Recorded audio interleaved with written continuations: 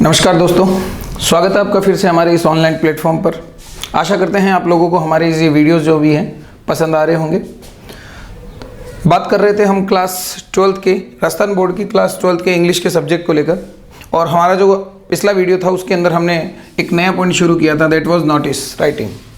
Notice writing क्या होता है, किस तरह से बनाया जाता है, कहाँ काम में आता है, क्या इसके फ़ायदे हैं, ये सारी चीज़ें हमने अपने लास्ट वीडियो में डिस्कस की थी। और जैसा कि मैंने कल इंट्रोडक्शन से पहले साथ साथ उसमें एक चीज़ और बताई थी कि नेक्स्ट जो वीडियो होगा उसमें हम कुछ क्वेश्चंस पे डिस्कस करने वाले हैं। So let's move on the some examples of notice writing. तो आई थिंक आप लोगों को सारी चीज़ें अच्छी तरह से समझ में आ रही होगी। किसी भी प्रकार का अगर डाउट हो तो हमेशा कहता हूँ आप कमेंट्स के थ्रू ज़रूर बताएं कि आपको ये क्लासेस कैसी लग रही है। तो नोटिस के अंदर हमने चर्चा कर ली थी, नोटिस का इंट्रोडक्शन हमने देखा था, नोटिस कैसे बनाया जाता है, और अब हम नोटिस का फॉर्मेट भी समझ चुके हैं। तो अब हम बढ़ेंगे कुछ प्रश्नों की तरफ। प्रश्नों की तरफ बढ़ने से पहले एक छोटी सी बात फिर से मैं डिस्कस करके बता देता हूँ। हमने कल बात कही थी कि स्कूल रिलेटेड नोटिस जो होंगे वो हमारा सेंटर पॉइंट होगा काम करने का, स्कूल से संबंधित किसी भी प्रकार का कोई भी नोटिस। तो स्कूल रिलेटेड नोटिस कौन कौन से हैं ये जानने के लिए आप हमारा प्रीवियस वीडियो देखें जो हमने कल पोस्ट किया था 29 मई को। स्कूल रिलेटेड नोटिस ही हमारे लिए इम्पोर्टेंट है, तो उन्हीं पर आपका ध्यान होना चाहिए, फोकस उसी पर होना चाहिए। बढ़ते हैं सबसे पहले, जैसा कि मैंने आपसे कहा था कि कई सारे नोटिस हैं, तो उनके लिए अलग अलग अगर बनाएंगे तो हमारे पास भी काफ़ी सारे नोटिस हो जाएंगे। तो आप लोगों के फ़ायदे के लिए मैंने एक छोटा सा फॉर्मेट तैयार किया है। वो फॉर्मेट आप याद करके मोस्टली कह सकते हो कि 90% जो नोटिस होते हैं वो क्लियर कर सकते हो। 90% नोटिस जो हैं वो हमारे उस फॉर्मेट से प्रिपेयर किए जा सकते हैं। तो सबसे पहले वो कॉमन फॉर्मेट क्या है जिसकी मदद से काफ़ी सारी नोटिस हम तैयार कर सकते हैं। तो बॉक्स बनाया, आपको पता है एडवर्टीजमेंट के बाद में हमने नोटिस पर भी बॉक्स बनाया था। फर्स्ट ऑफ ऑल क्या लिखेंगे हम, name of the institute, school का नाम और उसका एड्रेस। एग्जाम्पल के रूप में हम स्कूल का नाम लिख रहे हैं। यहाँ मैंने यहाँ लिखा कोटा कैरियर पॉइंट, कॉमा लगाई कुचामन सिटी। इस चीज़ का दोस्तों ध्यान रखें, यहाँ पर हम कैपिटल या कह सकते हो ब्लॉक लेटर इस्तेमाल कर रहे हैं। पहली लाइन के अंदर दोनों तरफ थोड़ी थोड़ी जगह छोड़ी और सेंटर के अंदर हमने ये काम किया। एक छोटी सी चीज़, कई बार स्कूल का नाम काफ़ी बड़ा दिया हुआ होता है, तब ये दिक्कत आती है कि सर अगर ये लिखेंगे तो ये तो एक लाइन में आएगा ही नहीं। तो उन लोगों के लिए मैं बता दूं कि हम स्कूल के नाम के बाद जो रिमेनिंग गांव का नाम है जैसे या कोई एड्रेस है तो उसे हम सेकंड लाइन में भी लिख सकते हैं। कुछ एग्जांपल्स हम करेंगे तो डेफिनेटली ये चीज़ आपको क्लियर हो जाएगी कि जब यहाँ जगह नहीं हो तो कहाँ इस्तेमाल करना है। तो पहली चीज़ क्लियर है। सेकंड चीज़ किसकी तरफ बढ़ेंगे, डेट की तरफ। दोस्तों आज कितनी तारीख है,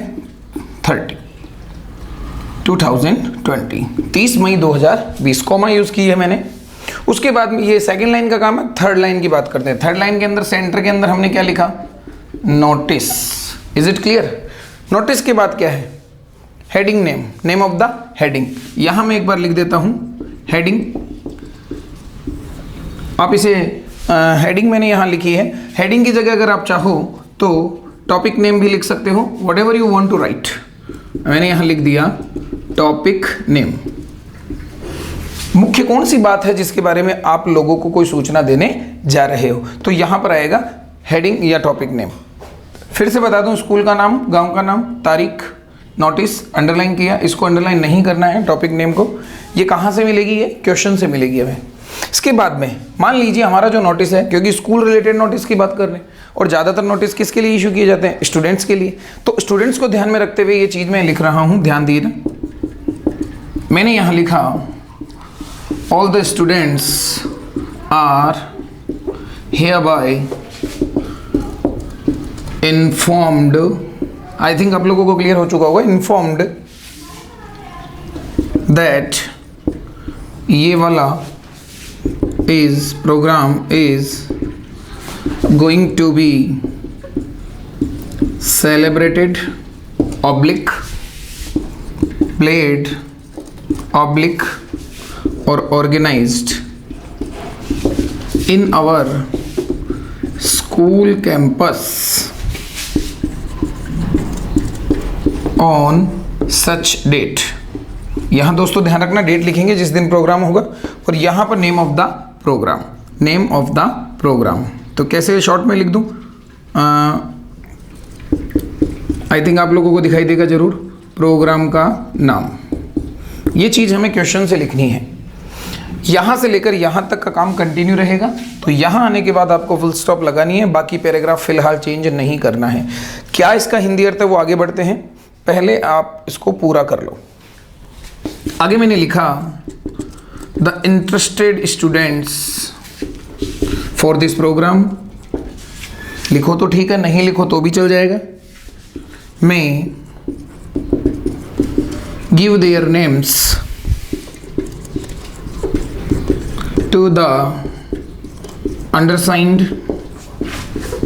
बाय, इस डेट तक, ये होगी last date to submission of names.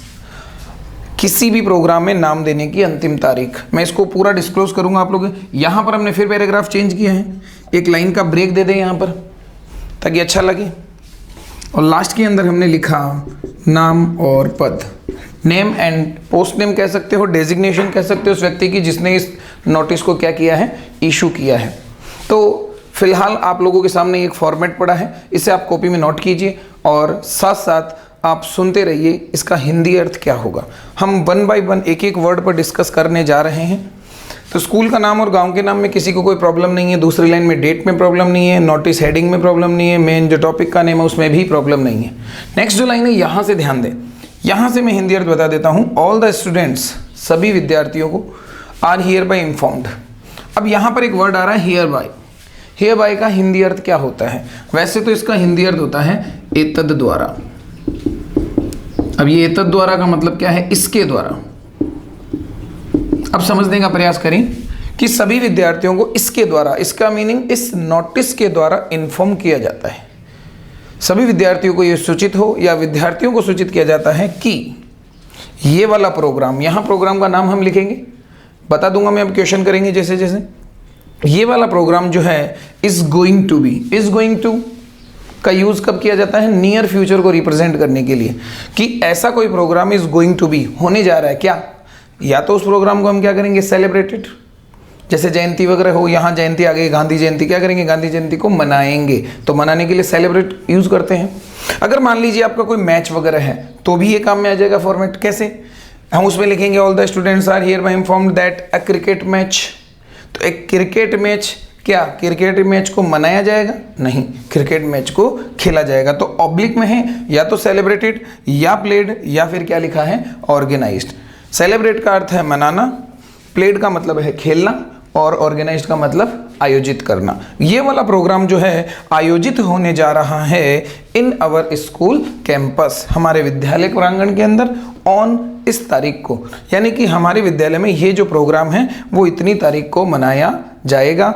Match है जो कि खेला जाएगा, प्रतियोगिता है जो कि आयोजित की जाएगी। आपको ये तीनों वर्ड का हिंदी अर्थ आना चाहिए, याद रखना, तीनों वर्ड नहीं आएंगे, एक ही वर्ड आएगा, डिपेंड करेगा इस प्रोग्राम के नाम पर। फिर पैराग्राफ, ये तो हुआ डिक्लेरेशन, मेन जो घोषणा है, मेन जो आप कह सकते हो सूचना है, वो हमने फर्स्ट पैराग्राफ में दी। अब इस सूचना के बाद में आप क्या चाहते हो स्टूडेंट से, वो चीज हमने लिखी है। क्या लिखा है, द इंटरेस्टेड स्टूडेंट्स, इच्छुक विद्यार्थी, जिन विद्यार्थियों को इच्छा है पार्टिसिपेट करने की, जो इसमें भाग लेना चाहते हैं, वे विद्यार्थी में गिव, दे सकते हैं। एक प्रकार की फॉर्मल परमिशन देने के लिए हम मे का प्रयोग करते हैं। आपको पता होना चाहिए फॉर्मल परमिशन देने और लेने के दौरान मॉडल मे का यूज़ किया जाता है। इंटरेस्टेड स्टूडेंट जो भी हैं, में गिव, दे सकते हैं, देयर नेम्स, अपने अपने नाम, टू द अंडरसाइंड। अंडरसाइंड का मतलब क्या है, एक सिंपल तरीके से समझो तो अंडरसाइंड कि नीचे की तरफ जिसने साइन किए हैं। इसका हिंदी अर्थ तो वैसे होता है अधो हस्ताक्षरित। इट मीन्स जिस व्यक्ति के साइन नीचे किए गए हैं उस व्यक्ति को नाम दे सकते हैं बाय, इस तारीख तक। अब देखिए यहां पर बाय के बाद में डेट, यहां पर इसका मीनिंग जो निकल रहा है वो निकल रहा है कि इस तारीख तक। इस बाय का जो मीनिंग निकलेगा वो आएगा तक। ये आपको बता रहा है लास्ट कि इस तारीख तक नाम दिया जा सकता है। और उसके बाद में जिस व्यक्ति ने ये नोटिस जारी किया उसका नाम और उसका पद, आई होप कि आप लोगों को ये चीज़ इजीली क्लियर हो चुकी होगी। किसी भी प्रकार का डाउट हो तो जस्ट रिवाइंड करो वीडियो को, फिर से देखो, एक एक वर्ड का हिंदी अर्थ मैंने बता दिया। और फिर भी दिक्कत हो कमेंट जरूरी है। हाँ जी में विश्वास नहीं रखना है, जब तक समझ नहीं आए तब तक पूछना है। भले ही हम आपसे ऑनलाइन मिल रहे हैं, मगर आपके वीडियोस के नीचे जितने भी कमेंट मिलते हैं हम उनका आंसर देते हैं। और पॉजिटिव कमेंट्स बहुत से बच्चों के मिलते हैं, बहुत अच्छे अच्छे कमेंट्स मिलते हैं। ये चीज़ें हमें एनकरेज करती है। बहुत सारे स्टूडेंट्स हैं हमारे, कुछ एक्स स्टूडेंट्स भी हैं, कुछ हमारे बहुत सारे स्टूडेंट ऐसे हैं जो अभी इस समय क्लास 12th के अंदर इस साल आएंगे, तो वो भी बच्चे हैं। और कई सारे आउटसाइडर बच्चे भी देख रहे हैं, बहुत अच्छी बात है। Keep sharing and liking and subscribing the channel. तो आई थिंक इतना क्लियर हो चुका है आप लोगों को। 2 पैराग्राफ का काम किया है हमने। सो इतने को कॉपी में करने के बाद अब हम बढ़ेंगे क्वेश्चन की तरफ। क्वेश्चन की तरफ बढ़ने से पहले मैं आपको बता दूं कि ये अगर आपको याद हो जाता है तो लगभग 90% जो आपके नोटिस हैं वो प्रिपेयर हो जाएंगे। 90% नोटिस इसी फॉर्मेट को यूज़ करते हुए बनाए जाएंगे। जो 10% है उसमें थोड़ी लैंग्वेज हम चेंज कर लेते हैं। एग्जाम्पल के रूप में बोलूं तो सुनो, मान लीजिए आपके विद्यालय के अंदर आपकी स्कूल की जो क्रिकेट टीम है उसका एक मैच है किसी गवर्नमेंट स्कूल से या किसी और सेकंड स्कूल से, मान लीजिए मैच है। सारे विद्यार्थियों को खेलने के लिए तो नहीं बुला सकते। आप उसमें क्या कहोगे कि सभी बच्चों से ये आग्रह किया जाता है कि वे आएं और इस मैच का आनंद लें। इस तरह का नोट डाला जाएगा नीचे। Is it clear? मान लीजिए कोई वेकेशन की बात चल रही हो, छुट्टियों की, वैसे छुट्टियां भी चल रही है, उस समय आप क्या लिखोगे कि जो इंटरेस्टेड बच्चे हैं वो नाम दे? नहीं, क्योंकि वेकेशन में तो सारे ही इंटरेस्टेड होते हैं। अब वेकेशन वाला सूचना देंगे तो उसमें नीचे की तरफ अलग नोट डालेंगे। क्या नोट डालेंगे कि विद्यार्थियों से कह सकते हो अनुरोध है कि वो भी अपने जो भी टीचर हैं, रेस्पेक्टिव टीचर्स हैं, उनसे अपना होमवर्क लें और उसे कंप्लीट करके लेके आएँ। तो इस प्रकार से आप कह सकते हो कि नीचे का जो नोट है वो हम थोड़ा डिफर लेंगे, यूज़ थोड़ा अलग लेंगे, क्योंकि सभी के अंदर एक जैसा सूटेबल नहीं लगता। सो आई थिंक आप लोगों को इतना क्लियर हो चुका है। बढ़ते हैं हमारे क्वेश्चन की तरफ। स्टडीज़ को कंटिन्यू रखें, किसी भी प्रकार का गैप ना दें। अपनी डेली लाइफ में से, डेली रूटीन में से कुछ समय ऐसा ज़रूर निकालें जिसमें आप अपने विद्यालय के संबंधित कक्षा का जो मैटर है वो पढ़ रहे हो, उसे पढ़ते रहें, चाहे आप क्लास 12th में हो या ना हो। इस तरह की स्टडी को कंटिन्यू रखें। जो भी आपकी संबंधित स्टडी है, संबंधित टॉपिक्स हैं, संबंधित बुक्स हैं, उनको पढ़ते रहिए। तो बढ़ते हैं क्वेश्चन की तरफ, क्योंकि बिना क्वेश्चन के कोई चीज़ कह सकते हो कि इफेक्टिवली समझ में नहीं आती। उसे समझना है तो सबसे बेटर है कि आप उसे क्वेश्चन के माध्यम से समझें। मैंने यहाँ लिखा,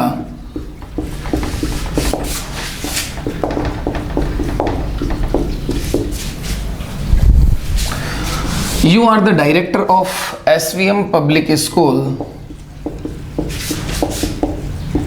Dausa.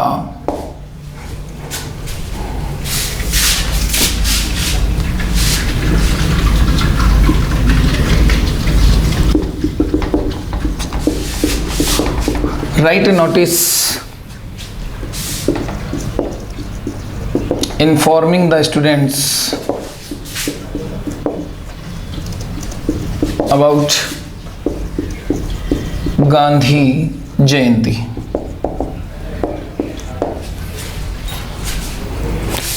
वो चीज़ कंटिन्यू हो सकती है कि गांधी जयंती के लिए इन्फॉर्म करते हुए आप विद्यार्थियों को सूचित करते हुए ये वाली सूचना देवें कि गांधी जयंती का प्रोग्राम स्कूल में मनाया जाएगा।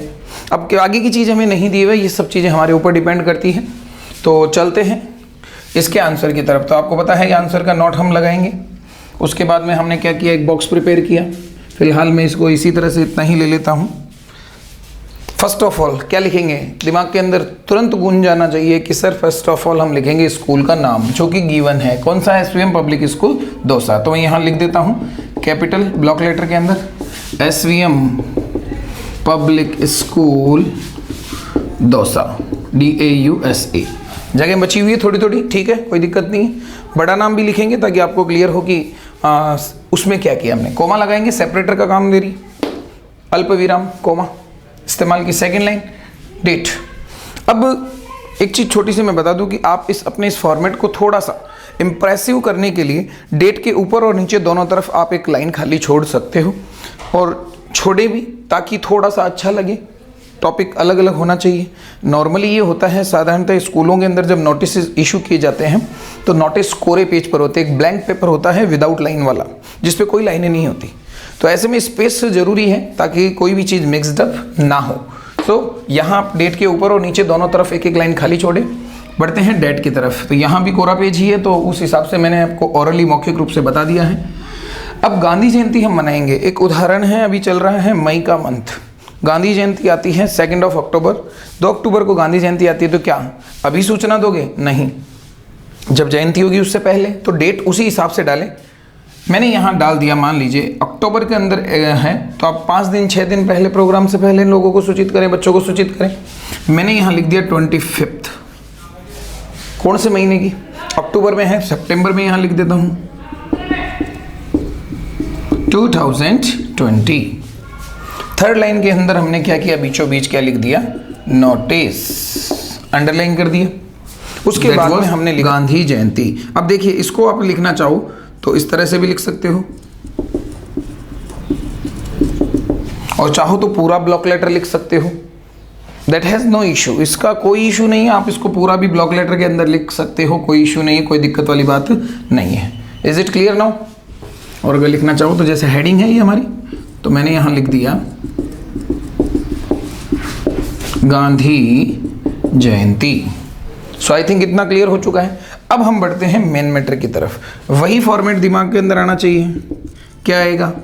All the students are hereby informed that, यहाँ प्रोग्राम का नाम आया था तो उसी के अंदर रखें, थोड़ा जगह के इशू है।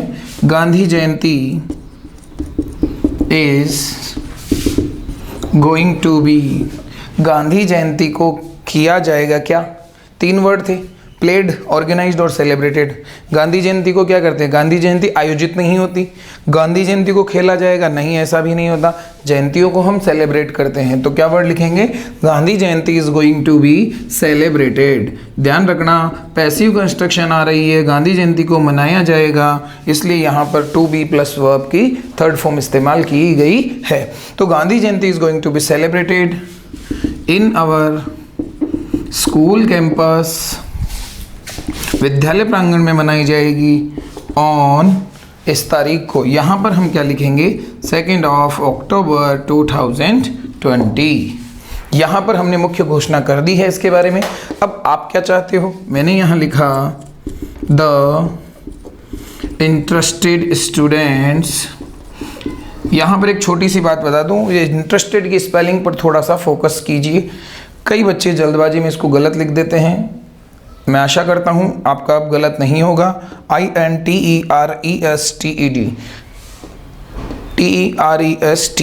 इंटरेस्टेड स्टूडेंट्स लिखना चाहो तो ये लिख सकते हो फॉर दिस प्रोग्राम।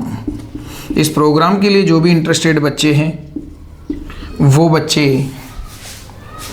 मैं give their names to the undersigned by एक, ये 1 अक्टूबर 2020, ये हमने लास्ट डेट डाल दी नेम सबमिट करने की, कि जो भी बच्चे नाम देना चाहते हैं इस प्रोग्राम के लिए वो 1 तारीख तक अपना नाम दे देवें। और लास्ट जो है वो यहाँ तो पैराग्राफ खत्म हो गया, फिर एक लाइन खाली छोड़ दो आप यहाँ पर, और लाइन खाली छोड़ने के बाद आपको लिखना है नाम और पद का नाम। तो आपका नाम क्या दिया हुआ है सवाल में? कोई भी नाम नहीं है, सिर्फ ये दिया हुआ है कि आप स्कूल के क्या हो? डायरेक्टर हो। तो मैं यहाँ फिलहाल के लिए लिख देता हूँ XYZ, that's an imaginary name. आप चाहो तो किसी प्रकार का और नाम भी लिख सकते हो। मैं यहाँ लिख देता हूँ, मैंने यहाँ लिखा आशीष कुमार, और लास्ट में मैंने लिख दिया director. It means the notice has been issued by the director. इस नोटिस को किसके द्वारा जारी किया गया है? डायरेक्टर के द्वारा, Ashish Kumar. So is it clear now? Director खुद कह रहे हैं कि मेरे पास नाम दे दो आके। हाँ, अगर वो किसी व्यक्ति को अपॉइंट करते हैं तो आप यहाँ लिख सकते हैं, the interested student for this programme में give their names to such teacher. फला टीचर को आप अपना नाम दे देवें और कहाँ लिखना है, यहाँ लिख दें टू और उस टीचर का नाम बाय 1 अक्टूबर, इतना कर दें। बहुत क्लियर है, कोई दिक्कत वाली बात नहीं। लाइन कहाँ कहाँ छोड़नी है हमें, एक तो यहाँ डेट के ऊपर नीचे, एक यहाँ छोड़ें। ये 3 लाइन आप खाली छोड़ें, थोड़ा सा अच्छा लगे, इंप्रेसिव लगे। और एक चाहो तो आप यहाँ छोड़ सकते हो, ये आपकी इच्छा पर डिपेंड करता है। दैट इसमें कोई इतना प्रॉब्लम नहीं है, क्योंकि शॉर्ट टॉपिक है तो अभी बड़ा वाला आएगा तो ईजिली क्लासीफाई हो रहा है, दिक्कत नहीं है, इसमें कोई इशू नहीं है। सो आई थिंक इतना आप लोगों को क्लियर हो चुका होगा। अब एक छोटी सी बात बताता हूँ, मैंने यहाँ अंडरलाइन किया गांधी जयंती पर और मैंने यहाँ अंडरलाइन किया तारीख को। मान लेते हैं गांधी जयंती की जगह और कोई जयंती आ गई तो क्या करना है, सिर्फ इतना ही तो करना है कि प्रोग्राम का नाम जो दिया है, क्या दिया है यहाँ क्वेश्चन में, गांधी जयंती, तो उसकी जगह उस जयंती का नाम लिखेंगे हम। इस जगह क्या लिखेंगे, उस तारीख का नाम लिखेंगे। Is it clear? क्या मैं ये मान लूँ कि आप लोगों को समझ में आ गया है? कंफर्म? चलिए, तो ये जो क्वेश्चन है वो इस आंसर के लिए बिल्कुल देख सकते हो, आपकी जैसा क्वेश्चन है वैसा हमने आंसर प्रिपेयर कर दिया है। सो इसे आप कॉपी में नोट करें, पॉज करके इस वीडियो को आप अपना काम करते रहिए। बढ़ते हैं हमारे एग्जाम्पल नंबर 2 की तरफ। जयंती किसी भी प्रकार की हो दोस्तों, यही काम में लेना है, तो इसमें आपको कोई प्रॉब्लम होनी नहीं चाहिए।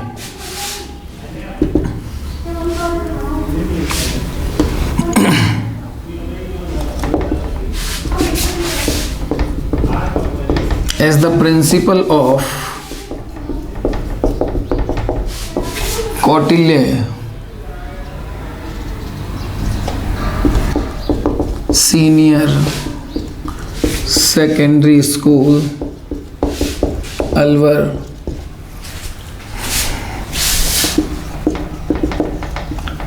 write a notice informing the students about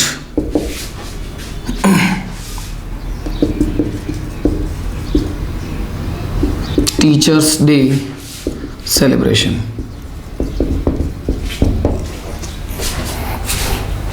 so I think इतना आपको प्रश्न क्लियर हो रहा होगा। फिर भी मैं एक बार जल्दी जल्दी बता देता हूँ। आपका पद का नाम क्या दिया, प्रिंसिपल। स्कूल का नाम क्या है, Kautilya senior secondary school Alwar.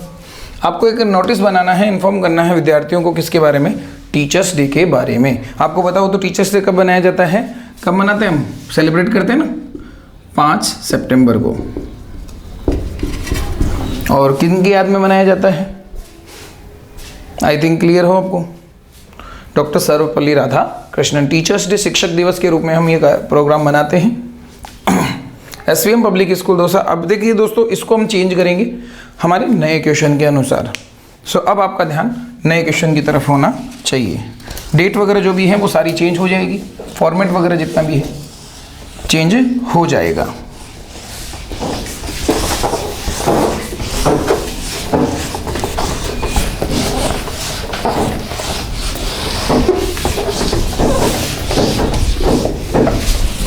Clear?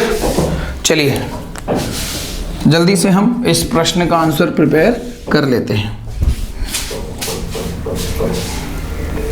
चलिए फटाफट से पहले बताइए क्या लिखूं, कौटिल्य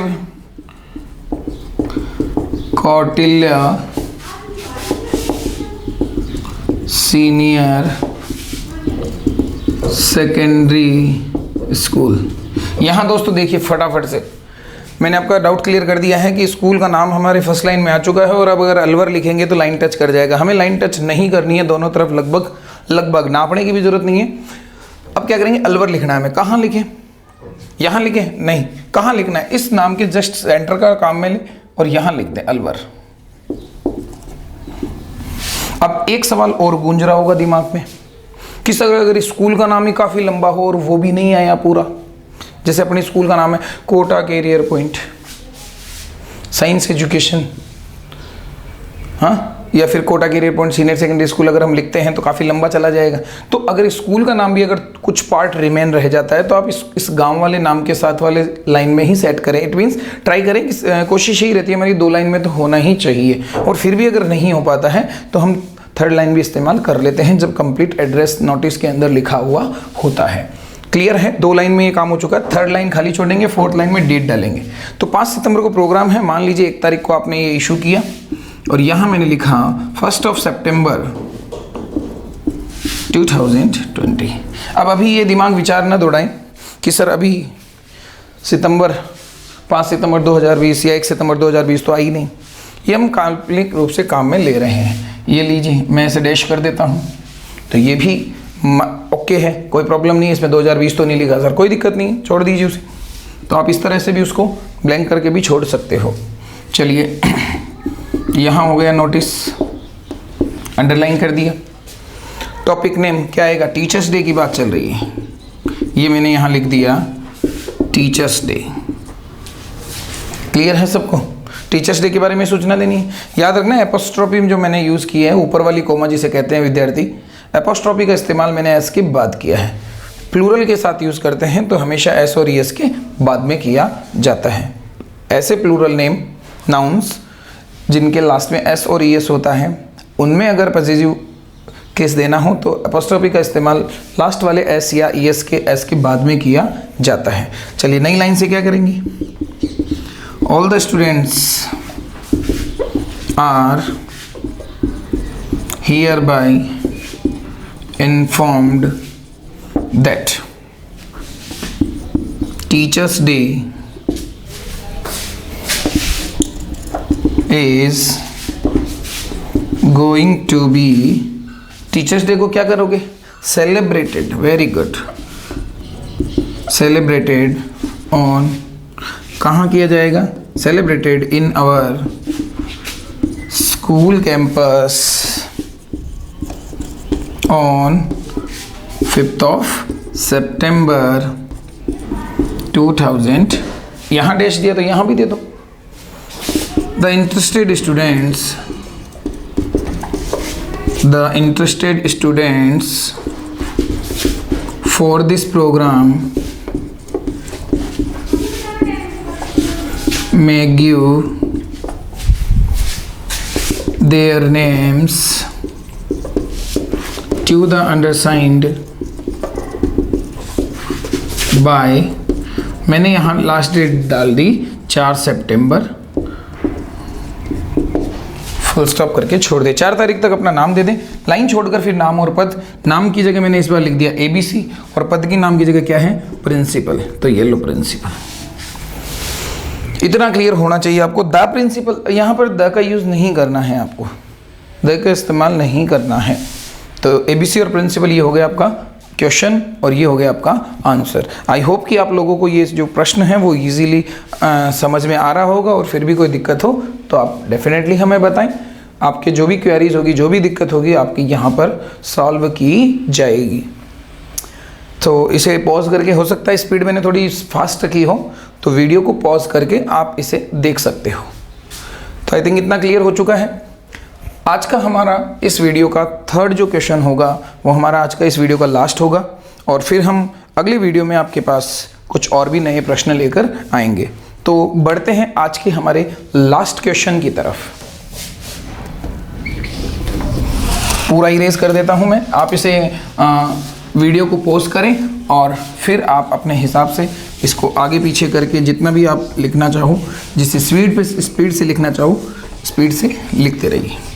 प्रैक्टिस जरूरी है दोस्तों। घर पे बैठे हैं तो केवल देखकर काम ना करें, केवल देखने पर विश्वास ना रखें, उसको नोटबुक में नोट भी करें। नोटबुक में नोट करने का फ़ायदा ये होगा कि आपकी एक स्पीड बनेगी, आपकी राइटिंग अच्छी होगी, कंसंट्रेशन बढ़ेगी। टाइम जो आप हो सकता है कंज्यूम करते हो मोबाइल में या किसी और चीज़ पर, तो थोड़ा सा वहाँ भी हमें डिस्ट्रैक्शन थोड़ी सी मिलेगी और फोकस हमारा होगा हमारी स्टडीज़ के ऊपर। तो बढ़ते हैं आज के 3rd एग्जाम्पल की तरफ। यहाँ मैं लिख देता हूँ एग्जाम्पल नंबर 3rd और लास्ट फॉर टुडे, आज का अंतिम प्रश्न। You are Akhil, president of your, इसको मैं थोड़ा सा चेंज कर देता हूं। मैं चाहता हूं कि ज़्यादा क्वेश्चन भी नहीं करवाने पड़े और आपका टॉपिक भी इजीली क्लियर हो जाए। You are Akhil, president of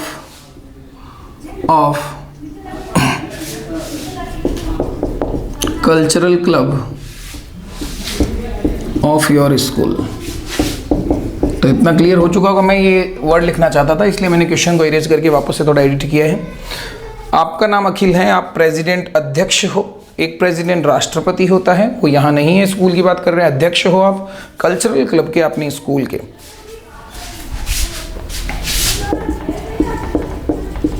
you have decided to organise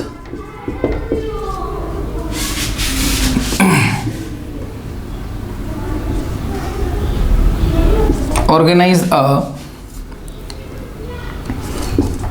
dance competition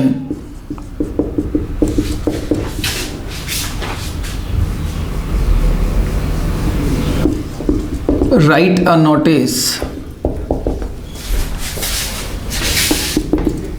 informing the students about it। फिर से रिपीट करता हूं, आपका नाम अखिल है, आप अध्यक्ष हो कल्चरल क्लब के अपने विद्यालय के। आपने डिसाइड किया है ऑर्गेनाइज करने का, टू के साथ, टू भी होता तो थर्ड फॉर्म लगता, टू के बाद फर्स्ट फॉर्म। ऑर्गेनाइज करने का क्या आयोजित करवा रहे हो आप? कंपटीशन। कंपटीशन को मनाया तो नहीं जाता, कंपटीशन को खेला भी नहीं जाता, डांस कंपटीशन को, तो इसलिए हमने वर्ड इस्तेमाल किया organise. Write a notice informing the students about it, विद्यार्थियों को सूचित करते हुए इस बारे में आपको क्या करना है? एक नोटिस इशू करना है। तो अब हम इस प्रश्न के आंसर की तरफ बढ़ गए हैं। तो हमने आंसर का नोट डाला। फर्स्ट ऑफ ऑल हम लिखेंगे स्कूल का नाम। तो फटाफट से स्कूल को हमने क्वेश्चन को जो रीड आउट किया तो पता चला कि स्कूल का नाम तो दिया हुआ ही नहीं है। ऐसी स्थिति में आप अपनी गवर्नमेंट स्कूल का भी नाम लिख सकते हो। फॉर एग्जाम्पल के रूप में मैं यहाँ लिख रहा हूँ गवर्नमेंट सीनियर सेकेंडरी स्कूल, और गांव का नाम मैंने लिख दिया यहाँ पर XYZ। कोई ज़रूरी नहीं है कि XYZ ही लिखा जाए, मैंने यहाँ लिख दिया Ajmer. One of my favourite city Ajmer. और अजमेर के स्टूडेंट्स भी काफ़ी इंटेलिजेंट होते हैं और बहुत ही ईमानदार भी। इसके बाद में डेट की तरफ बढ़ते हैं।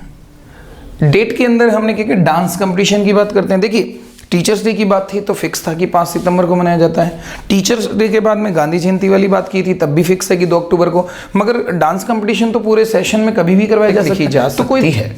हालांकि कोरोना को देखते हुए भी सबको पता है कि ऐसा कोई कंपटीशन होने के कोई चांसेस नहीं है। सोशल गैदरिंग पर वैसे भी क्या है, बैन है पूरी तरह से, तो फिलहाल नहीं। सिर्फ एक एग्जाम्पल लिया है हमने, इसको आप समझे। आज तारीख अभी जैसे मैंने बताया 30 मई हो गई 2020, कॉमा लगाई हुई, ध्यान दें। उसके बाद में हमने लिखा सेंटर के अंदर, ध्यान रखें थोड़ा सेंटर में काम लेना है। नोटिस लिख दिया, अंडरलाइन कर दिया। प्रोग्राम क्या है? डांस कंपटीशन है। ए डांस कंपटीशन की जगह इंडेफिनेट आर्टिकल ए जो है वो फिलहाल नहीं लिखना है, यहाँ आप केवल नाम लिखे डांस कंपटीशन।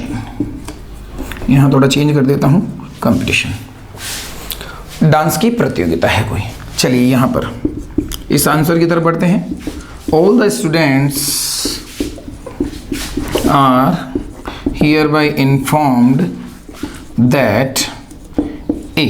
दोस्तों ध्यान रखना यहाँ पर ए या एन का इस्तेमाल करें जब कोई नॉर्मल कंपटीशन हो। फिक्स होता है जैसे गांधी जयंती है तो 2 अक्टूबर के दिन ही होती है, तो उसमें आप ए या एन का इस्तेमाल नहीं करें, डायरेक्ट आप सीधा लिखे Gandhi Jayanti.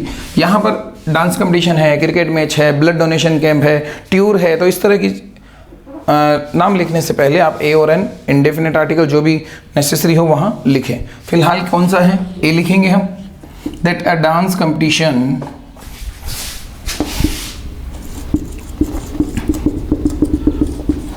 Is going to be, dance competition के लिए 3 वर्ड लूँ, ऑर्गेनाइज्ड, प्लेड और सेलिब्रेटेड। बताइए डांस कंपटीशन खेला जाएगा? नो। मनाया जाएगा? नो। क्या करेंगे? सेलिब्रेट तो नहीं करेंगे ना, आयोजित करेंगे। In our school campus on 30 तारीख को हमने इसको इशू किया, मान लीजिए जून में है, मैंने यहाँ लिख दिया 5 जून 2020। 5 जून एनवायरनमेंट डे, विश्व पर्यावरण दिवस मनाया जाता है, आप सभी को पता होना चाहिए 5 जून के दिन। ये हो गई डिक्लेरेशन। और अब हम बढ़ते हैं, क्या चाहते हैं हम। मैंने यहाँ लिखा the interested students for this competition. याद रखें, गांधी जयंती वाले में हमने लिखा था प्रोग्राम, इस बार मैंने लिखा है कंपटीशन। सबको पता है प्रतियोगिता है, तो इस प्रतियोगिता के लिए जो भी मैच है तो हम लिख सकते हैं फॉर दिस मैच। तो interested student for this competition में give their names to the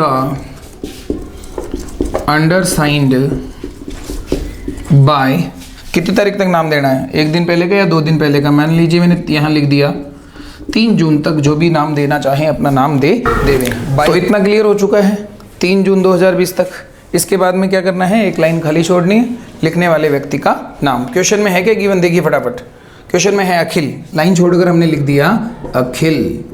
अखिल कौन है, पहले के प्रश्नों में हमने देखा प्रिंसिपल, डायरेक्टर, इस बार क्या है प्रेसिडेंट। सेक्रेटरी भी होता है कभी कभी क्वेश्चन में, वो क्वेश्चन भी मैं आपको लिखवाऊंगा।